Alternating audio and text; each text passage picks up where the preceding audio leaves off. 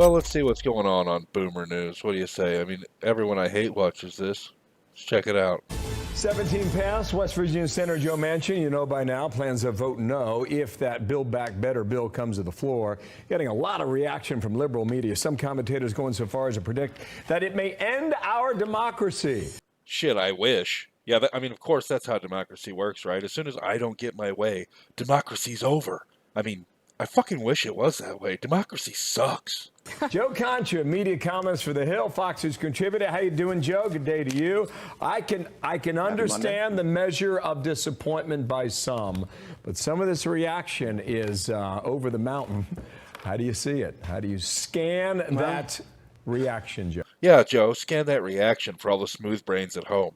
Tell us what you've scanned, Joe. We need to know. People are really disappointed. Look, the last stimulus, they gave 9% of it to the families, American families, like Democrats always talk about American families. We're going to pass a bill, and we're going to give them 9% of the money, and then we're going to make them pay back 100% of it, because American families, yeah, the families, they need it, yeah. Go. The whole democracy died today because of Joe Manchin thing is the kind of hyperbole, Bill, that we're used to hearing in other channels and on social media. It's like attaching the words racist and racism to everything. You say something over and over again, and it tends to lose its impact, right? So, yeah, according to Joe's scanning, I guess democracy isn't fucking over. Talk about being disappointed. Now the plan is to portray Manchin as the worst person this planet has seen since Mao. I hardly believe that's the Democrat strategy because they fucking love Mao. All while declaring democracy is dead. Some fun tweets this morning to share. Sam Stein, he's the White House editor for Politico. He says that the Manchin news, quote, is just objectively devastating for the planet. Oh, yeah, it's just fucking bad for the planet.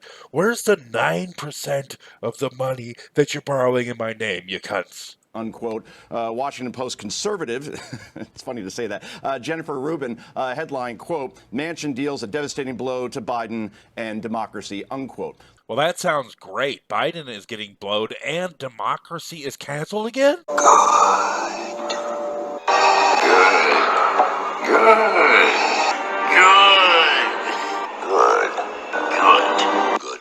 Good. Look, here are the basic numbers, okay, the math. And Josh mentioned before the emotion that's involved here. So let's just remove all the noise. Democrats need 50 votes in the Senate to pass this bill. Kamala Harris serves as a tiebreaker. They have 48. End of story. The math also extends to inflation. You talked about it before. The CBO says Build Back Better will add, what, $3 trillion to the deficit? And most sane economists say that it will make inflation currently at, what, a 40-year high, even worse. So maybe, just maybe, those covering this story might want to explore that angle a little bit more in its coverage. Finally, more hard numbers, and I'll leave it here. Joe Biden is currently polling at 65% disapproval in West Virginia. That's the state that Manchin represents. 3/4 of people living in that state oppose the Build Back Better bill. Add it all up, and Manchin is simply using common sense here, Bill. Okay, so the math is like, what, 48 and 50 votes versus 50 votes, and then 65%, 75%. 40 years, and then he did say the word add. So add that up, and those are the maths. That's how we do maths. We just say numbers, and we call it that they're maths because people who get their news from the television, they think that's how maths work. Okay, you mentioned Jennifer Rubin, Washington Post. Here's her tweet. If Manchin is no on both BBB and voting, Biden is done. Democracy is hanging by a thread. Hard to think of anyone more destructive. More destructive? Hard to think of anyone. Has she heard of Antifas? I guess you could also argue that democracy worked, Joe. Yeah, but democracy doesn't ever fucking work.